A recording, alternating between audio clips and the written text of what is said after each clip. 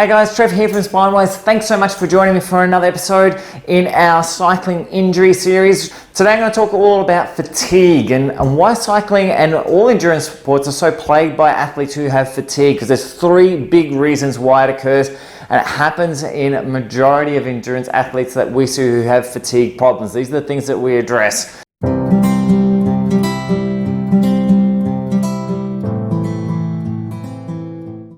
So if you do like our videos, love the information, please like, share, turn on notifications and subscribe.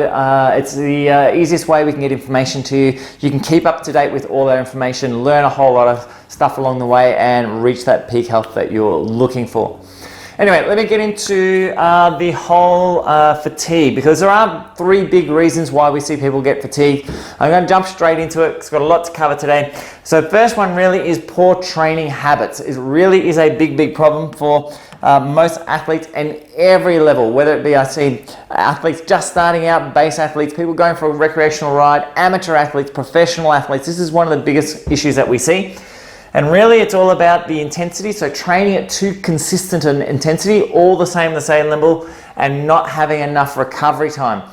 So we need to understand that exercise is not about hurt yourself, recover, it's really about stimulating energy cycles. So when we look at our energy cycles, most importantly we've got two cycles, two parts of it. One is our fat that goes into it, and one is the glucose and protein that goes into it.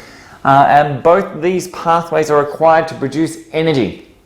What tends to happen if we're going at high intensity all the time, and I know I'm simplifying this, but if we're going at high intensity all the time, what we tend to do is make this pathway really proficient, and then this one gets left behind.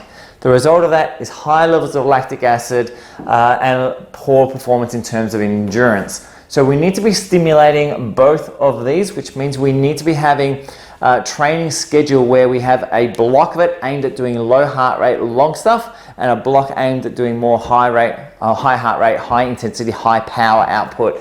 And there's ways you can calculate heart rates and power output and all that kind of stuff, but I'm not going to cover it today. If you do want information in regards to that, please just message me and I'll go through that with you in detail with what you're required to do to get the best performance out of yourself. Second one is, without doubt, diet, and most importantly, having your insulin levels too high. Too much carbohydrate in the diet is a big problem. And when we get our carbohydrate levels too high, we produce insulin, and the result of having an elevation in insulin is we have an inhibition to these pathways that metabolize fat.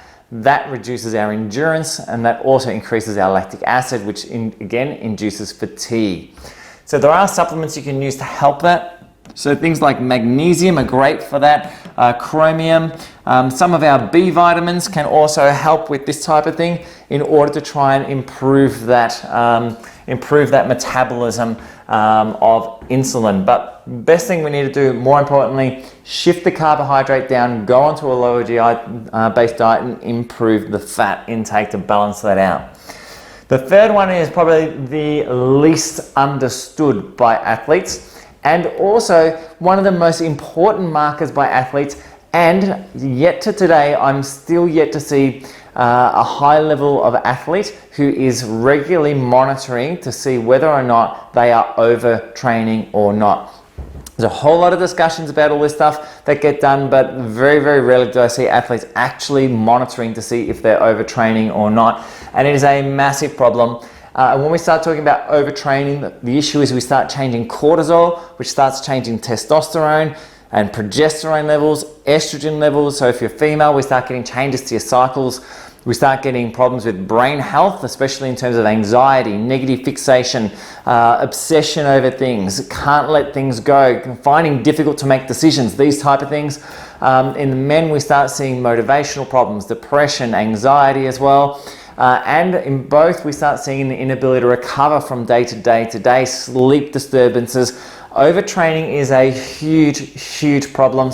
And when we start talking about cortisol shifts, cortisol will instinctively also shift insulin, which again brings up the issue with dietary control, sugar cravings, and all this mechanism going over and over again basically leads to a higher risk of injury. It leads to a higher rate of fatigue, as well as many other issues. And really it's all about a lack of recovery and about an inability to sense when you're pushing too hard and when you need to back off.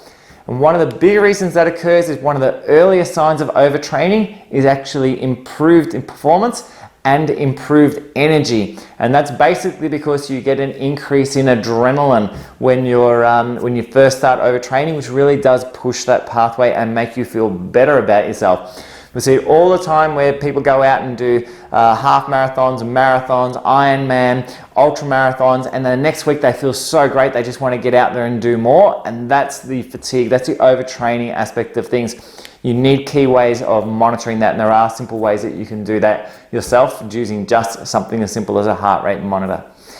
Anyway guys, they're the 3 key things and some things to look at in regards to doing that. If you have any questions, or if you know that one of these is you and you want some help, please just message me. I'm always here to help. My team's always here to help you as well. Otherwise, we're always happy to chat with anyone from all over the world in terms of trying to help them out in any way, shape or form we can. My team's on standby waiting for you guys if you need that assistance. Anyway, it's great speaking with you guys. Hope you watch the rest of the series. We're going to cover a lot more stuff to do with cycling and endurance athletes as we head forward. Hope you're loving it. Remember to like and share our pages, and we'll see you in the next vid. Bye for now.